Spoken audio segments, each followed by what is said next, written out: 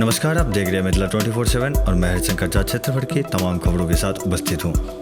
मधेपुर थाने की पुलिस ने 3 अलग अलग मामलों के 3 आरोपियों को रविवार रात धर दबोचा।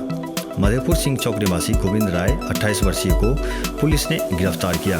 वे शराब बरामदगी मामले को लेकर मधेपुर थाने में दर्ज FIR 44/22 के आरोपित हैं, जबकि दर्जिया गांव निवासी लक्ष्मण मुखिया 68 वर्षीय को भी पुलिस ने धर दबोचा। वह शराब बरामदगी को लेकर मधेपुर थाने में दर्ज प्राथमिकी 94-21 के नामजद आरोपी हैं। वहीं दर्जिया निवासी कोर्ट वारंटी तिरपित मुखिया 65 वर्षीय को भी पुलिस ने पकड़ा।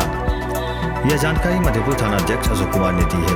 धराए तीनों आरोपियों को सोमवार को न्यायिक हिरासत में भेज दिया गया है। छापेमारी अभियान में थानाध्यक्ष अशोक कुमार, SI त्रिवेणी प्रसाद सिंह, PSI महादेव साहू, SI फहीम खान, शंभू कुमार, श्रवण यादव सहित अन्य पुलिसकर्मी शामिल थे। दुकान से नगद सहित 20,000 के सामान की चोरी हुई है। मधेपुर थाना क्षेत्र के भखराइन चौक के निकट एक किराना दुकान में अज्ञात चोरों ने रविवार रात करीब 20,000 रुपये के सामान की चोरी की।